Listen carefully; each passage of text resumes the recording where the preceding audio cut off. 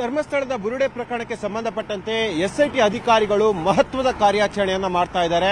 ಉಜಿರೆಯ ತಿಮರೋಡಿಯಲ್ಲಿರುವಂತಹ ಮಹೇಶ್ ಶೆಟ್ಟಿ ಅವರ ಮನೆಗೆ ಮತ್ತು ಅವರ ಸಹೋದರ ಮೋಹನ್ ಶೆಟ್ಟಿ ಅವರ ಮನೆಗೆ ಏಕಕಾಲದಲ್ಲಿ ಶೋಧವನ್ನ ಮಾಡ್ತಿರುವಂತದ್ದು. ಚಿನ್ನಯ್ಯನನ್ನ ಕರ್ಕೊಂಡು ಮಹಜರು ಪ್ರಕ್ರಿಯೆಯನ್ನ ಮಾಡ್ತಿದ್ದಾರೆ. ನೀವು ದೃಶ್ಯಗಳಲ್ಲಿ ಗಮನಿಸ್ತಿರಬಹುದು. ಈ ಭಾಗಕ್ಕೆ ಹೋದ್ರೆ ಅದು ಮಹೇಶ್ ಶೆಟ್ಟಿ ಅವರ ಮನೆಗೆ ಸಂಪರ್ಕ ಮಾಡುವಂತ ರಸ್ತೆ. ಇನ್ನು ಕೆಳಭಾಗಕ್ಕೆ ಹೋದ್ರೆ ಅದು ನೇರವಾಗಿ ಮೋಹನ್ ಶೆಟ್ಟಿ ಅವರ ಮನೆಗೆ ಸಂಪರ್ಕ ಮಾಡುವಂತ ರಸ್ತೆ. ಸುಮಾರು 8ಕ್ಕೂ ಹೆಚ್ಚು ಪೊಲೀಸ್ ವಾಹನಗಳೊಂದಿಗೆ ಚಿನ್ನಯ್ಯನನ್ನ ಕರ್ಕೊಂಡು ಬಂದು ಈಗ ಪೊಲೀಸರು ಇಲ್ಲಿ ಶೋಧವನ್ನ ಮಾಡ್ತಾ ಇದ್ದಾರೆ. ಕಳೆದ 1 ಗಂಟೆಯಿಂದ ನಿರಂತರವಾಗಿ ಶೋಧ ಕಾರ್ಯವನ್ನ ಮಾಡ್ತಾ ಇರುವಂತದ್ದು. ಹಲವು ಕಾರಣಗಳನ್ನು ಇಟ್ಕೊಂಡು ಈಗ ಶೋಧ ಕಾರ್ಯವನ್ನ ಮಾಡ್ತಾ ಇರುವಂತದ್ದು. ಕಳೆದ 4 ದಿನಗಳಿಂದ ಆರೋಪಿ ಚಿನ್ನಯ್ಯನನ್ನ ನಿರಂತರವಾಗಿ ಪೊಲೀಸರು ವಶಕ್ಕೆ ನಿರಂತರವಾಗಿ ವಿಚಾರಣೆಗೆ ಒಳಪಡಿಸಿದ್ರು. ಜೊತೆಗೆ ಹಲವು ಮಹತ್ವದ ಮಾಹಿತಿಗಳನ್ನು ಕೂಡ ಆತನಿಂದ ಕಲೆ ಹಾಕಿದ್ರು. ಜೊತೆಗೆ ಆತ ಕೊಟ್ಟಂತಹ ಮಾಹಿತಿಯ ಅನುಸಾರವಾಗಿ ಈಗ ಆರೋಪಿ ಚಿನ್ನಯ್ಯನನ್ನ ಪೊಲೀಸರು ತಿಮರೋಡಿ ಅವರ ಮನೆಗೆ ಕರ್ಕೊಂಡು ಬಂದು ಇಲ್ಲಿ ಮಹಜರು ನಿರ್ಭೀತ, ನಿಷ್ಪಕ್ಷಪಾತ, ವಿಶ್ವಾಸಾರ್ಹ ಸುದ್ದಿಗಳಿಗೆ ಹೆಸರಾಗಿರುವ ನ್ಯೂಸ್ 18 ಕನ್ನಡ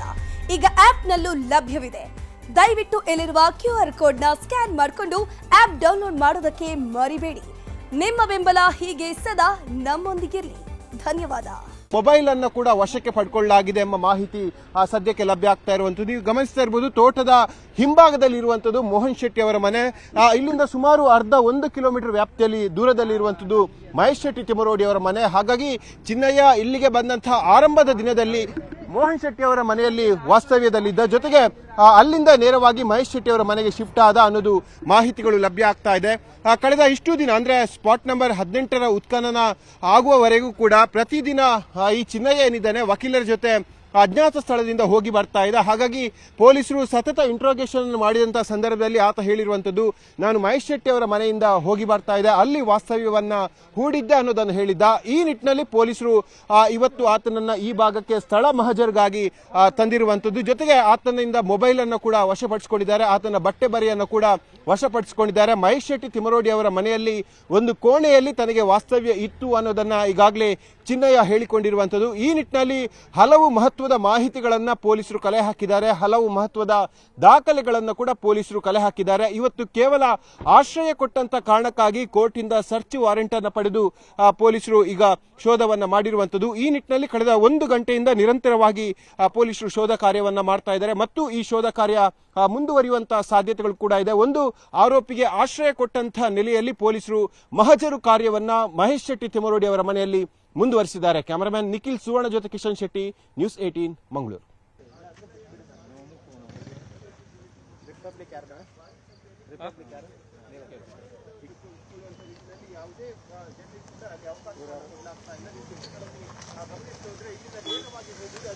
ಮಹೇಶ್ ಶೆಟ್ಟಿ ತಿಮರೋಡಿ ಅವರ ಮನೆಗೆ ಇವತ್ತು ಬೆಳಗ್ಗೆ ಸುಮಾರು 9 ಗಂಟೆ ವೇಳೆಗೆ ಮನೆಯಲ್ಲಿ ಒಂದು ಕೋಣೆಯನ್ನು ನನಗಾಗಿ ಮಾಡಿದ್ನಲ್ಲ, ಇವಾಗ ಹೊಸದಾಗಿ ತೆಗೆದು ಬೇರೆ ಹಾಕಿದ್ನಲ್ಲ ಇನ್ನೊಂದು. ಅವನ್ನ ಮುಂದೆ ತಡೆದಿದ್ದಾರಂತೆ. ಸರ್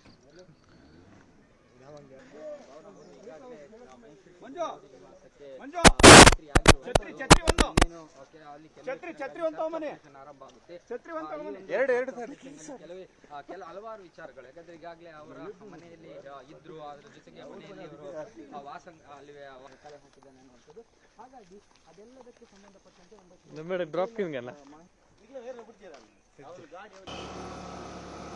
ಅದೇ ಎಂಕಿದೆ ಮಾಜಿಯರ್ಗೆ ನಮ್ಮನ್ನ ಗಾಡಿ ಬರ್ತಾನೆ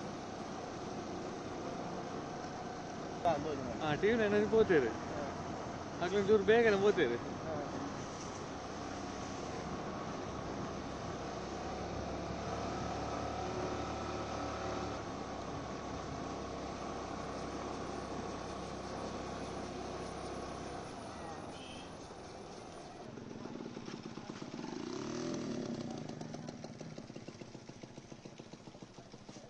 ಎಸ್ ಹಲೋ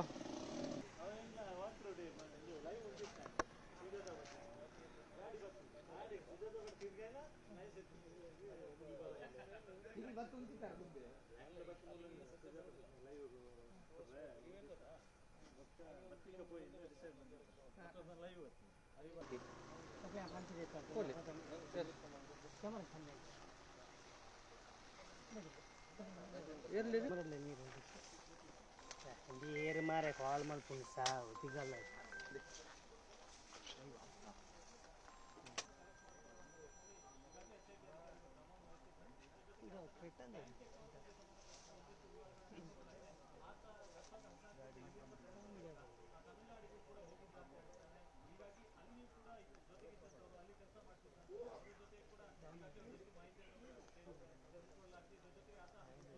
ವಿಚಾರಣೆ ಮಾಡಿದ್ರು ಡೇ ಒನ್. ಯಾಕಂದ್ರೆ ಉಜಿರೆಗೆ ಈ ಚಿನ್ನಯ್ಯ ಬರೋದಕ್ಕೆ ಕಾರಣವಾಗಿದ್ದೇ ಮೂಲಕ ಆತ ಯಾರನ್ನ ಸಂಪರ್ಕ ಮಾಡ್ದ, ಆತ ಎಲ್ಲಿ ಮಾಡ್ತಾ ಇದ್ದಂತ ಎಲ್ಲ ವಸ್ತುಗಳು ಮತ್ತು ಆತ ಏನೆಲ್ಲ ಆತನಲ್ಲಿ ಏನು ಗುರುತಿನ ಚೀಟಿ ಇರಬಹುದು ಅಥವಾ ID ಕಾರ್ಡ್ಗಳು ಇರಬಹುದು, ಬೇರೆ ಬೇರೆ ಮಾಹಿತಿ. ಯಾಕಂದ್ರೆ ಆತ ವಿಚಾರಣೆಗೆ ಹೋದ ಸಂದರ್ಭ ಖಾಲಿ ಕೈಯಲ್ಲಿ ಹೋಗ್ತಾ ಇದ್ದ. ಖಾಲಿ ಕೈಯಲ್ಲಿ ಹೋದ ಸಂದರ್ಭದಲ್ಲಿ ಆತನ SIT ಅವರು ಲಾಕ್ ಮಾಡಿದ್ರು. ಹಾಗಾಗಿ ಆತನ ಸಂಬಂಧಪಟ್ಟಂತ ಮಾಹಿತಿಗಳು, ಮೊಬೈಲ್ಗಳು ಬಹಳ ಮುಖ್ಯವಾಗುತ್ತೆ. ಯಾಕಂದ್ರೆ ಇಡೀ ಒಂದು ತನಿಖಾ ಪ್ರಕ್ರಿಯೆ ಅಥವಾ ಈ ಒಂದು ಪ್ಲಾನ್ ಏನು ಇವರು ಮಾಡಿದ್ದಾರೆ ಈಗ ಇದೊಂದು ಕಟ್ಟುಕತೆ ಅಂತ ಆತ ಏನ್ ಬಾಯಿ ಬಿಟ್ಟಿದ್ದಾನೋ ಎಲ್ಲರೂ ಅದಕ್ಕೆ ಎಲ್ಲ ಬಂದಿರೋದು. ಈಗ ನೀವು ಸರ್ ನಮಸ್ತೆ ಸರ್.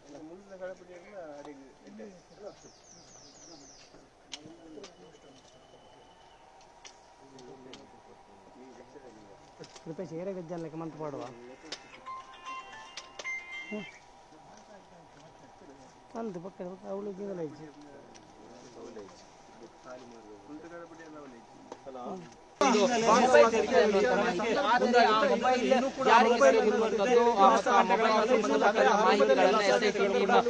ಕಲೆ ಹಾಕಬೇಕು. ಸದ್ಯ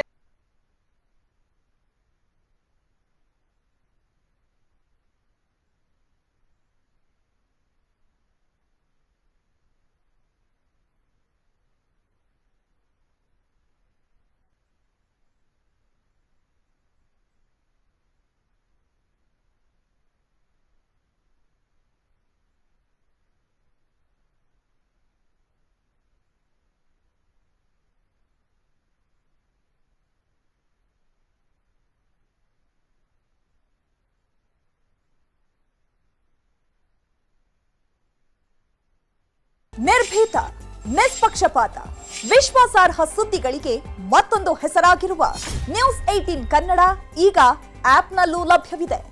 ದಯವಿಟ್ಟು ಇಲ್ಲಿರುವ QR ಕೋಡ್ ಸ್ಕ್ಯಾನ್ ಮಾಡಿಕೊಂಡು ಆಪ್ ಡೌನ್ಲೋಡ್ ಮಾಡೋದಕ್ಕೆ ಮರಿಬೇಡಿ. ನಿಮ್ಮ ಬೆಂಬಲ ಹೀಗೆ ಸದಾ ನಮ್ಮೊಂದಿಗಿರಲಿ. ಧನ್ಯವಾದ.